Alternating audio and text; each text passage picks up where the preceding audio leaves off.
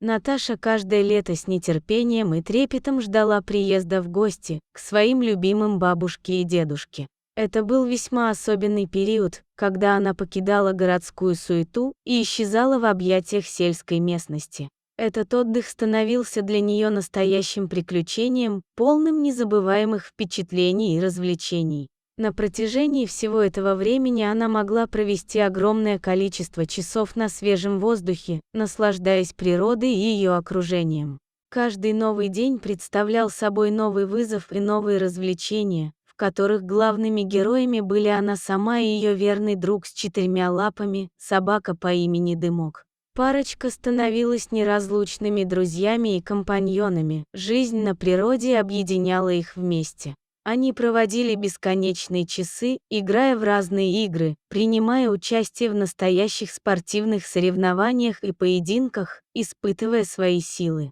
Все вокруг казалось идеальным, солнце сияло ярко и тепло, птицы напевали свои прекрасные мелодии. Теплый ветер обдувал щеки свежим дуновением, а запахи трав и цветов наполняли сознание очаровательным ароматом. В эти долгие, беззаботные летние дни Наташа обретала счастье и покой. Она чувствовала себя свободной и полной энергии. Но время неумолимо течет, и вот наступает день расставаний. Крепкие объятия, слезы и обещания встретиться снова в следующем году. Каждый раз это было грустно. Теперь она остается только со своими воспоминаниями, запечатленными в юном сердце.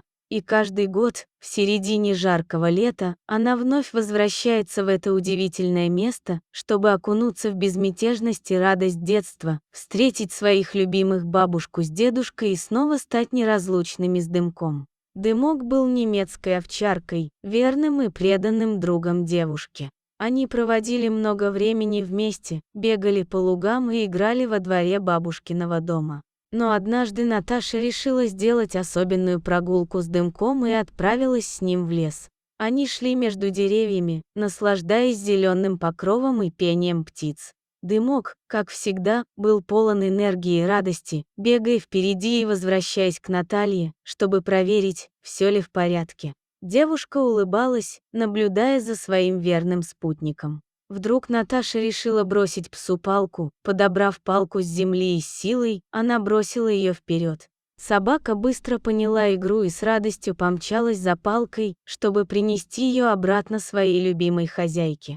Но в этот раз палка оказалась неудачно брошенной. Она застряла в воде, которая образовалась в небольшом пруду. Дымок, несмотря на затруднения, сразу же бросился в помощь и начал доставать палку из воды. Вдруг Наташу охватило странное чувство. Она почувствовала, что кто-то наблюдает за ней. Взглянув вокруг, она увидела мужчину, который приближался к ней. Взглянув вокруг, она увидела мужчину, который приближался к ней. Наташа почувствовала сильный страх, понимая, что что-то не так. Мужчина приближался все ближе и ближе, а девушка стала кричать и просить о помощи. Но отдаленный лесной уголок, где они находились, был пустынным, и никто не мог услышать ее крики. В этот момент Дымок, добравшись до палки, повернулся и увидел опасность, которая подстерегала его любимую хозяйку. Собака, не раздумывая, бросилась на мужчину, защищая девушку своей собачьей силой и преданностью.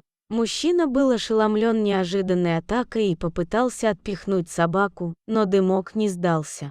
Он продолжал защищать хозяйку, лая и выказывая ярость. Хулиган, поняв, что справиться с псом будет непросто, решил отступить. Он быстро повернулся и побежал прочь, боясь, что могут услышать крики и прийти на помощь. Дымок вернулся к Наташе и лизнул ее руку, словно убеждаясь, что она в безопасности. Девушка крепко обняла своего верного друга и поблагодарила его за спасение. Они вернулись к бабушке с дедушкой, где она рассказала о случившемся. Бабушка была очень напугана, а дедушка похвалил Дымка за отвагу и преданность.